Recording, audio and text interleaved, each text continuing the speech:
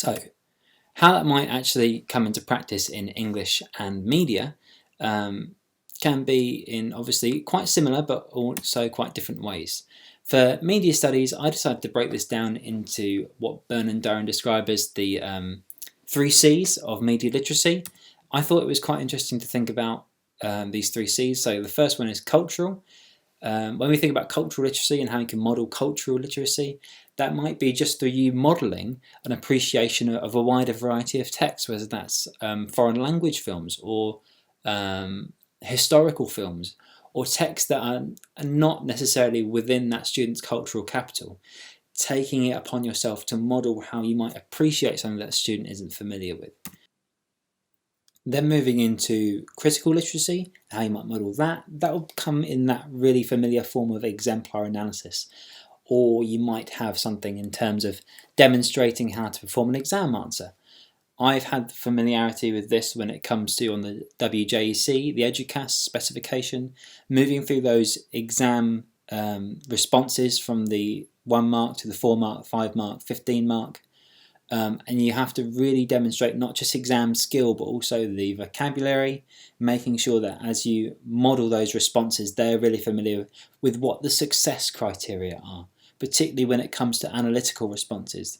They really need to make clear actually what am I aiming for, and that can come through whether providing the success criteria beforehand or, like we've said, doing that metacognitive model and really making sure you're tying it back to what it is you need to be achieving.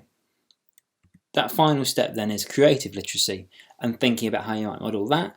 As my lovely model himself on the slide is demonstrating, it's going to be how you provide that knowledge for students to observe how to use practical equipment, how to use editing software, how to use professional software. So definitely a variety of Adobe products you could provide a demonstration for. Likewise with Canon cameras, with Nikon cameras, any equipment you might be using.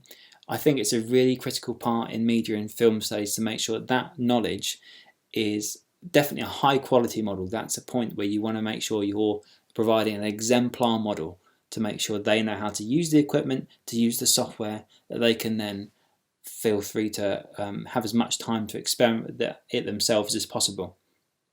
For English then, comparatively, there are quite a few different ways in which modelling will present opportunities for you to use in the classroom, the foremost of which is live writing.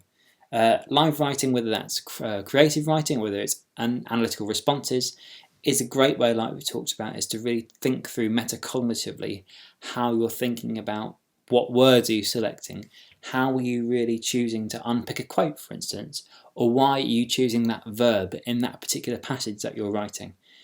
Like we've talked about with success criteria, this is a really nice way that you can link back to something that's happening in the moment. You know that you're looking, for instance, to analyse AO3, you're analysing context.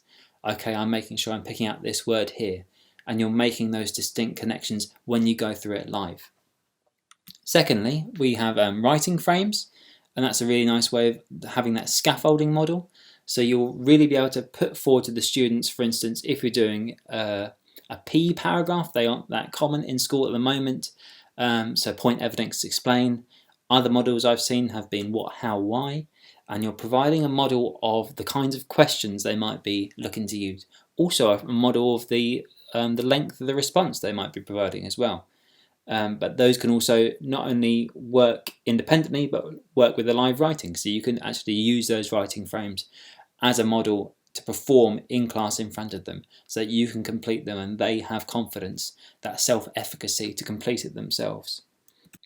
Thirdly, what works very nicely in class for English classrooms is annotations and inference skills. When you have a particular passage of a reading text, whether it's from a set text at GCSE or just something to model analysis at Key Stage 3, you can have it under the visualizer and live in front of them, or perhaps even just looking at how you would unpick quotes, thinking about those word choices, thinking about the structural points, and you can build in a sort of reciprocal analysis as well, so you can have students participating as you take part under the visualizer and making sure you're all a part of this modelling process. And then also a key distinction to make is between exemplar and poor work.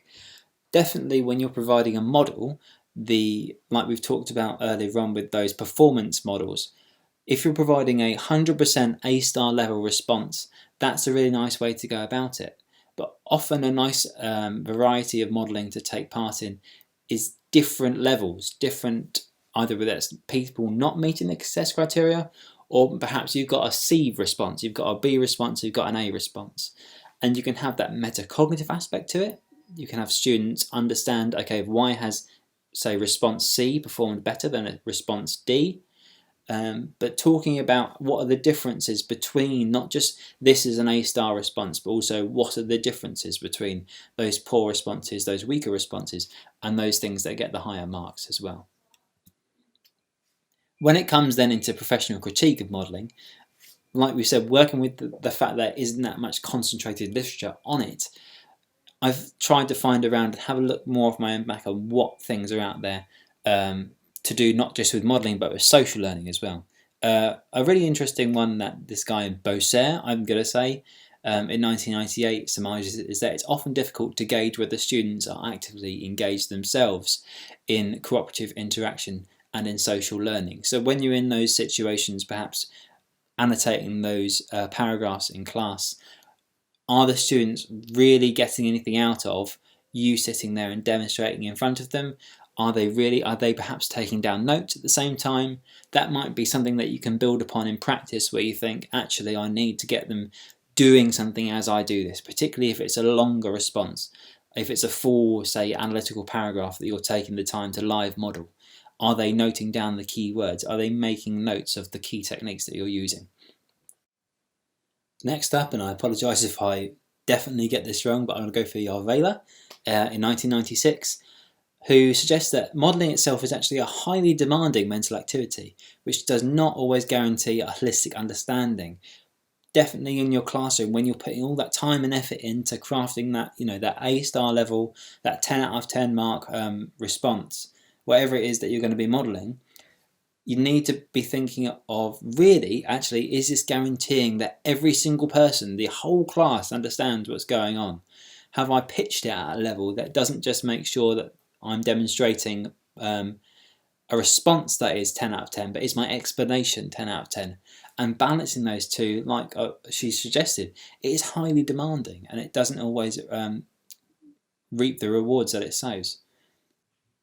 And then finally we've got, and apologies again if I get this wrong, but I'm going for Perret-Clement in 1980, and he suggests something quite similar, that actually across the board for modelling, and when we really as teachers think about what we are modelling, what we want students to be observing when we do our modelling in class, there aren't really that many considerations for the reciprocity, the actual mutual benefit, the reciprocal nature of a teacher's modelling and the student's cognitive understanding.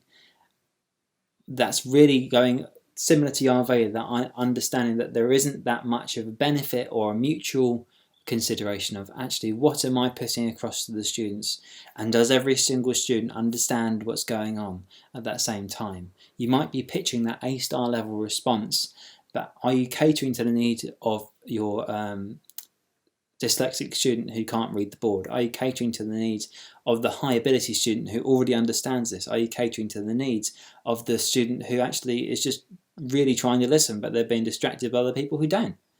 But likewise, that's just encompassing that professional critique overall.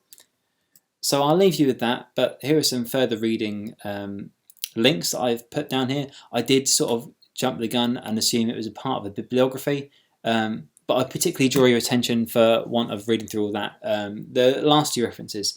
The Chaucer School in Sheffield have produced a really nice, I believe, a CPD document all about the effective modelling and the steps to effective modelling. Goes through the different steps we talked about earlier on, whether it's metacognitive, whether it's student-centred, and also provides that step process. And then Making Every Lesson Count with Alison Tharby and Lemov. I'd also recommend Andy Tharby's own Making Every English Lesson Count, but that has a nice individual chapter on modelling in chapter 3. Otherwise, that's it. So thanks, hope you enjoyed, and peace out.